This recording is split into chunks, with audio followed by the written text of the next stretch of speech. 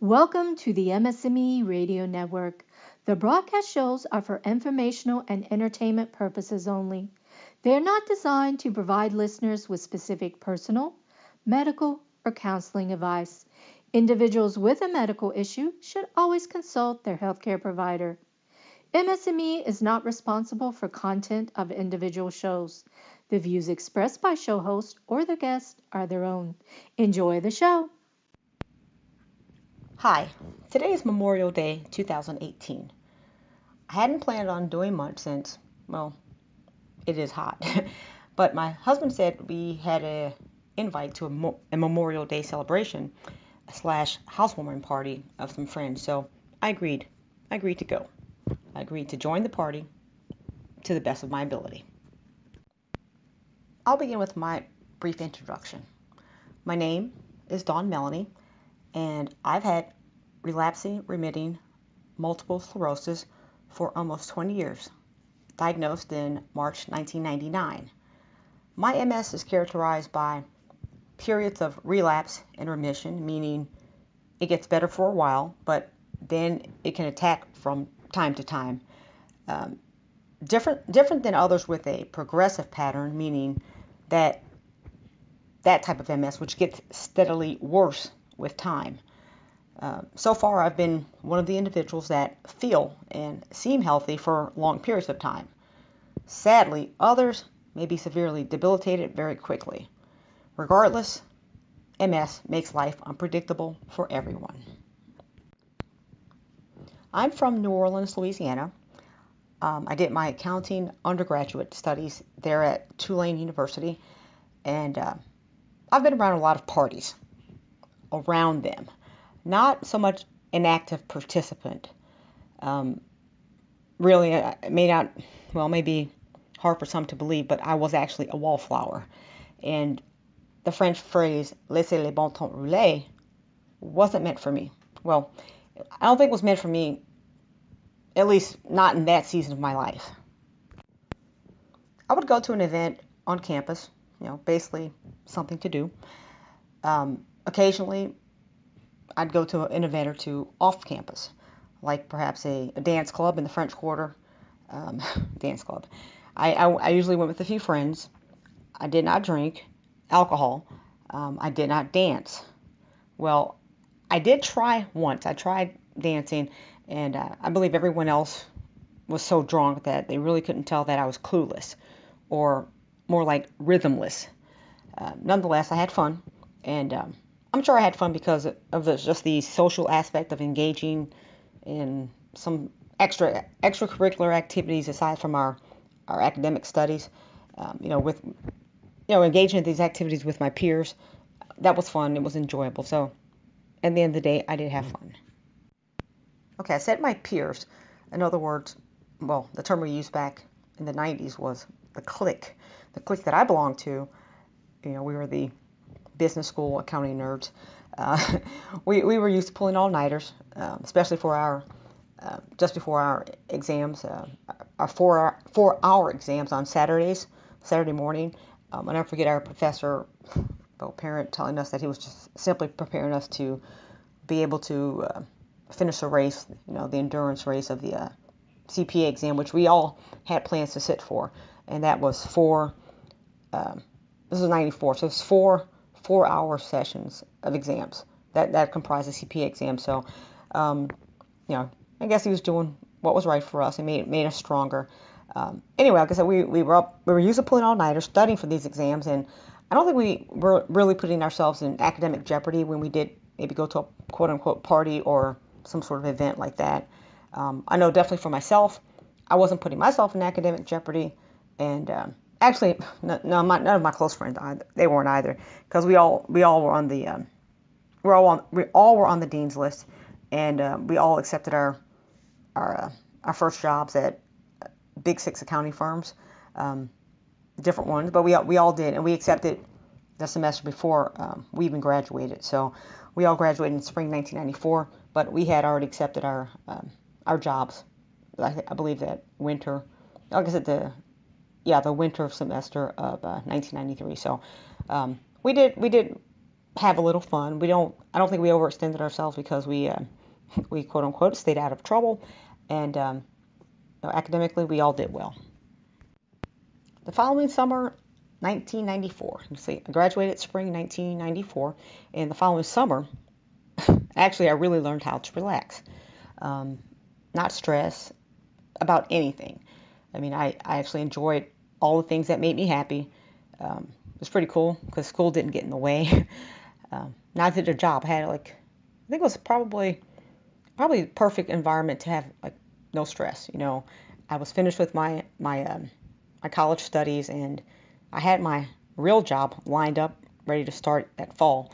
Um, and I just was enjoying life, doing what made me happy. And it's funny, but my interest in those activities, they haven't waned. They've only gotten stronger. I still adore food. Um, I remember that summer I would go to the park and cook with my little mini grill. I'd put a salmon fillet on there and sit at the park, enjoy the salmon, feed the ducks, and study for the CPA exam. Just kind of hanging out. Simple fun. Um, Another thing I still enjoy even more so today is back then I took full advantage of opportunities to spend with my family, um, with my nieces and nephews. I would take them to the park, let them play with the ducks or feed the ducks rather, on the swing set, and they're all adults now, but we still do hang out from time to time. But it's really special because now that I'm an older adult, I guess a full-fledged adult, I really do appreciate and take advantage of spending time with my mama and my daddy, who are just they're just golden to me, and actually it's because of them that I could enjoy the summer of 1994 so freely because I always joke with them and I say that they essentially provided 100% of a predecessor GoFundMe account, like GoFundDon account, because they provide all my financial needs that summer before I actually had before I started my job and had an income. And then that fall I did have an income, and then I did have real bills and real responsibilities, but I became an adult, right? Sure. I learned to chill out when I started working, even more so than I did when I didn't work, when I had no school, no responsibilities. I really learned to chill out when I started working, and was the fall of 1994. And I say chill out, but I guess I say it tongue in cheek to some degree because I learned to chill out or relax as much as a 21-year-old public accountant working 50, 55 hours a week and prepping for the certified public accounting exam could chill out or could relax. Now, I've mentioned earlier, today is Memorial Day, and man, I have a number of fond memories of participating in joyous activities, really fun activities during past Memorial Day celebrations. Hanging out at barbecues with friends, pool parties, things like that. In fact, it was Memorial Day weekend, let's see, 1994, 1995. I just turned 22 years old, and that's when I wore my first two-piece bikini. Um, wow, that was 23 years ago today. I'll never forget it. I have the pictures to remind me of it. Um, it was basically a good time I had. I was reluctant to, first of all, put on the bikini. I was afraid people were going to quote unquote look at me, and I wasn't used to that. Imagine that. But I had a great time. My boyfriend, later my husband, now my late husband, we went to Six Flags and SeaWorld, and it's funny, but it was he who actually convinced me to ever even put on such an outfit. I was the absolutely most, like I said, I was a wallflower in college, very very shy, very conservative, and I guess me putting on the bikini and seeing the I don't know, just I think something about putting on the bikini and me learning to accept people's reactions made me be pretty much who I am today. And that is a very open, friendly person. You may see, okay, girl in bikini, but once you talk to me, you'll see there's so much more going on, you know, besides the physical outward appearance. I tell people, I say, hey, I'm smart first. And, I credit that to my parents for spending a lot of money for me to get a top-notch education. So, again, people look at a bikini and they see a girl and they think that's all there is. And, you know, if a person is so inclined to say hello, I will definitely say hello back and probably engage in somewhat of a lengthy conversation, but I'll be sure to let them know that there's more than the bikini. There's the brains, and also take it as an opportunity to share with them what I'm dealing with as far as multiple sclerosis, which I know is an invisible illness with invisible symptoms, especially for me at a lot of times. But when I share with them what MS is, what MS isn't, and what MS can be, they're usually surprised, and they have I want to say they have a respect for people with illnesses, whether it be invisible or visible symptoms. But I think I think it's my civic duty or my part to share with them some facts about MS if they don't already have them or have quite a good understanding. So, like I said, Memorial Day, I'm thinking about the bikini, but it's funny because bikini helped me. To this day, I think wearing things like that may, I don't know, I guess draw attention. It may draw attention in a way of, like I said, maybe people may start at square one, but after they stop and talk to me, and it's going to be a talk, they're going to be at square X, Y, and Z when I get finished, and especially about MS because it is important to me that people understand, because some people don't have a voice or some people are shy. I was once shy and I wouldn't say anything, but I look at every day as an opportunity to share with people about MS. Okay, so not just the Six Flags and all that, hanging out at the pool, but basically, I think the bikini, it actually helped me come out of my social shell. Like I said, college, grammar school, high school, college, shy, wallflower. But it helped me come out of my social shell and develop as a take charge, get it done type of auditor, which was needed for success and for me to climb the what do you call it, the corporate ladder. That was absolutely needed. So it helped me to develop into a young woman confident in my abilities. I was like, okay, I've never worked a real job before. This is actually a real job, and I'm telling people who've worked 20 plus years what to do. Well, I had to be confident in who I was and what I knew to perform productively. Anyway, I remember that when the doctor, I remember the doctor, I don't want to say it, but how I felt, how I interpreted it, my feelings was when the doctor tried to make me feel like I was less. And I say that because it was seemingly, I don't know, I feel like the doctor kind of wanted me to buy in and accept some sort of quote-unquote disability. It was March 11th, 1999, and he said, you have MS. At least it isn't a brain tumor. But you'll probably be in a wheelchair within 10 years. Huh? I'm like, okay. Telling an active 26-year-old that she's going to be in a wheelchair within a decade, that's enough stress to stress anybody out, I believe. And I'm like, today I look back in hindsight, I go, well, didn't my physician know that or know about the negative effects of stress on a body battling multiple sclerosis? I don't know. It was over 19 years ago, so perhaps he didn't realize the magnitude that it could have. Anyway, I didn't lose my cool. I didn't have a flare-up, no exacerbation. But what I did do after receiving the news, I went to Disney World, just like the Super Bowl champions.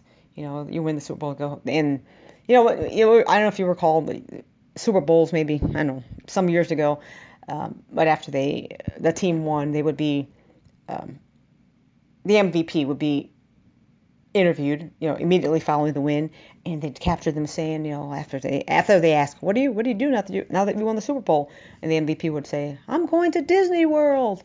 Well, my receipt of the of my MS diagnosis was it wasn't like I had received a Lombardi trophy, nor was it as prestigious as the Stanley Cup, nor let's see baseball the World Series pennant.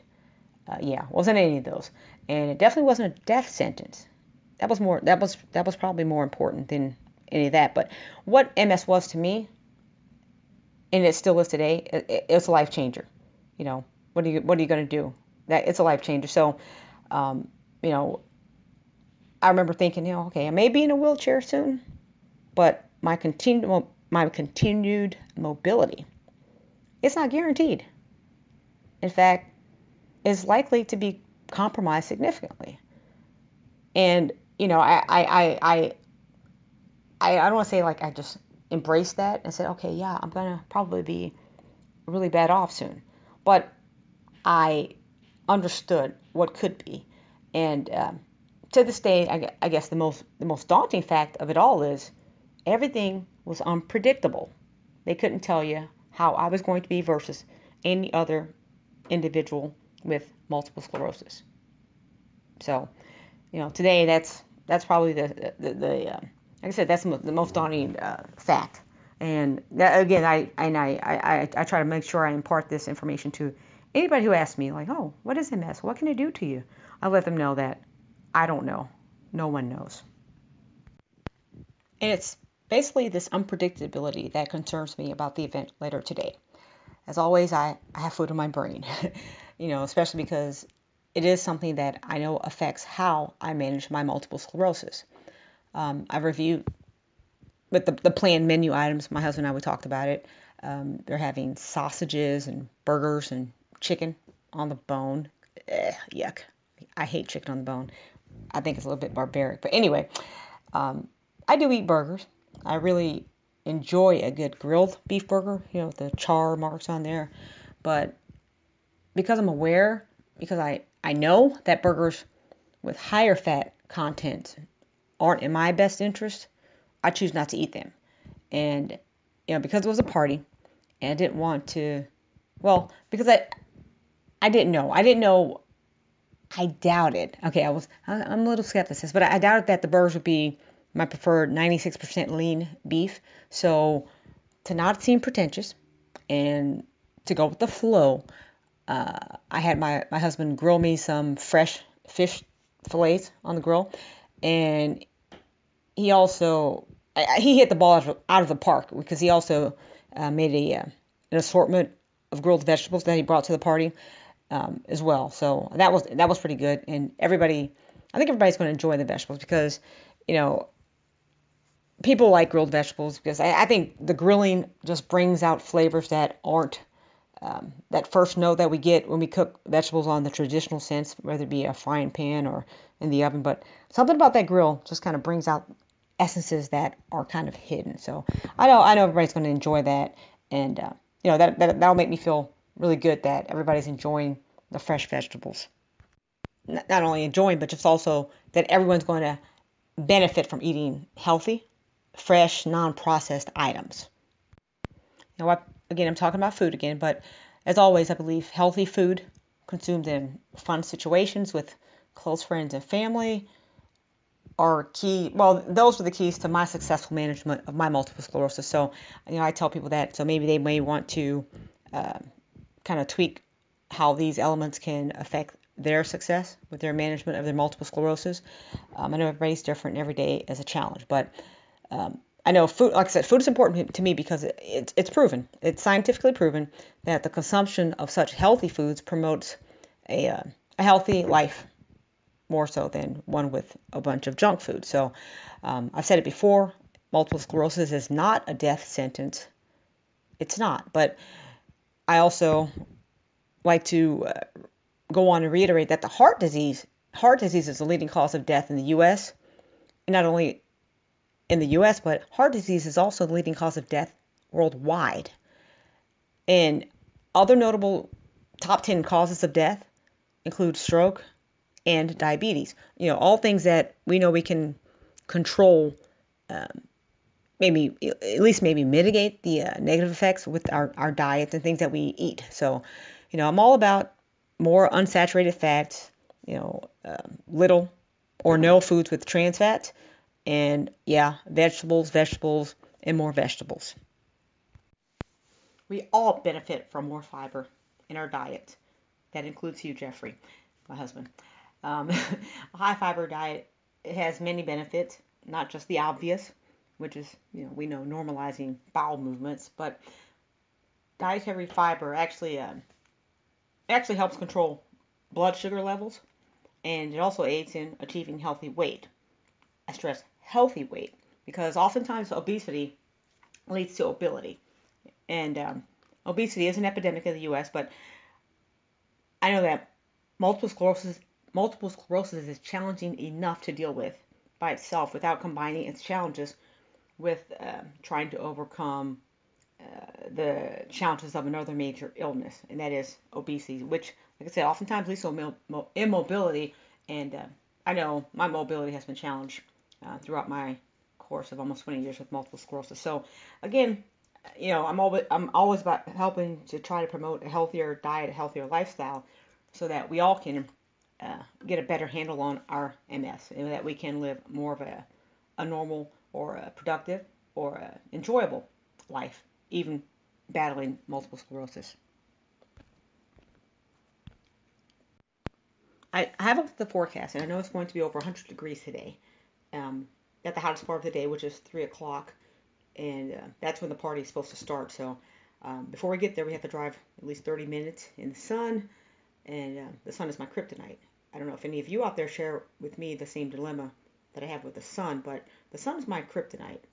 Um, I have to, like, whenever I'm driving the sunlight, I have to, like, cover up head to toe in either white clothing or something really light colored to help mitigate that sunlight on my skin.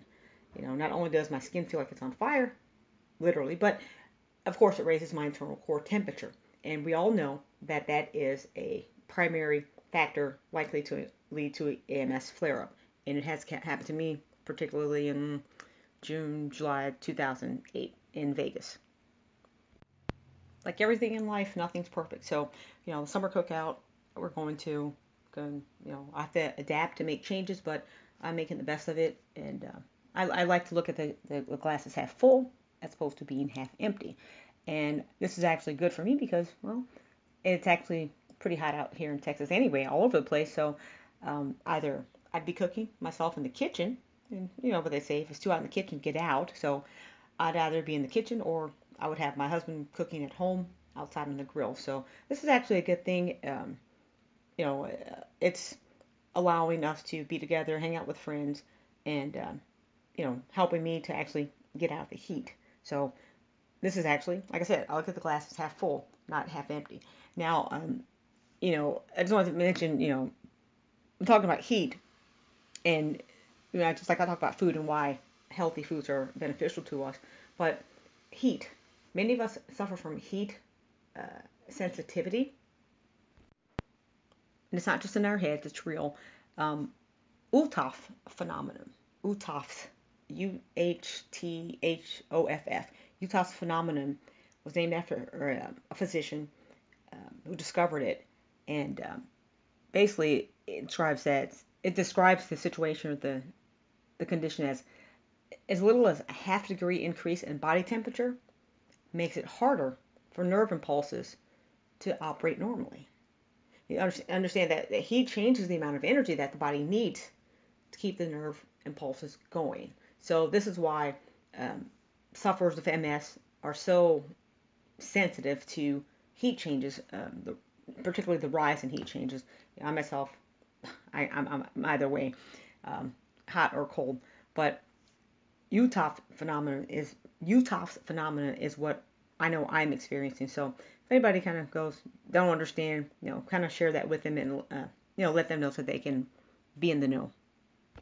In fact, one thing I actually got to share with my husband recently was I took a shower and came to bed. He's like, "Man, that was quick." I said, "Yeah, I got overheated, and I just couldn't take the heat anymore." And I went on to tell him that I hadn't taken my quote unquote MS walking pill, or some of you may know it as 4-AP, 4-aminopyridine, which is also FDA approved now and being sold as Impera. But this is a medication that it improves my heat-related fatigue tremendously. The first time I took it, I mean, I can get in the hot tub, take hot showers, and not feel like get the old spaghetti legs. So something like that may work for you.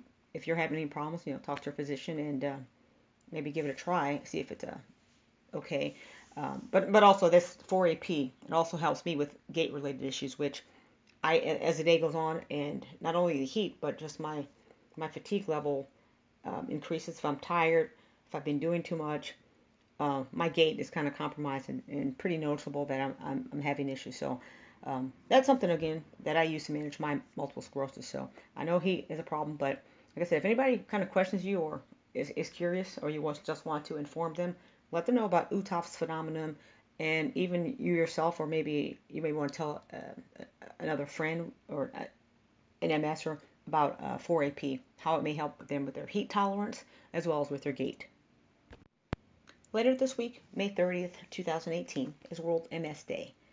And this year's campaign is called #BringUsCloser.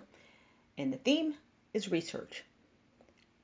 It's a chance to come together to celebrate what we've achieved in MS research so far, and also a chance to share our hopes for the future. If you don't know me, or you're just getting to know me, I'm all about hope and positive vibes. So I thank you. This is Dawn Melanie, This is Dawn Melanie, and I thank you for joining me today for another episode of my series, Managing Self. I hope we all can be stressed less. There is no stress free, but I hope we all can be stressed less and manage our multiple sclerosis in a healthy way, not only for ourselves, but for the ones around us. Again, this is Dawn Melanie. Thank you, and I hope you join me next week. One, I guess, PS before I leave is I do recognize that we're all at different levels of abilities and physical as well as emotional abilities, what have you. But there's many ways for us to get involved in the World MS Day campaign. So one way is to get involved online. There's a lot of things we can do online from your computer at home. Just typing here and reading and sharing your experiences, answering polls, things like that. You may hold an event or attend an event, MS related, or perhaps both. But just want you to know that don't feel like you have to go out and do 150 MS bike ride, which is fun. But there's things that many of us can do in ways that aren't the obvious. Like I said, MS is an invisible illness, and I believe that we can affect people in ways that we don't even realize. And ironically enough, I always say I think I affect people with a smile. You smile at one person, it's going to come back to you probably 10 times stronger. But ironically, the day after World MS Day, the day after, May 31st, is National Smile Day. So hope everyone has a smile on their face, and be positive and take care. Bless you.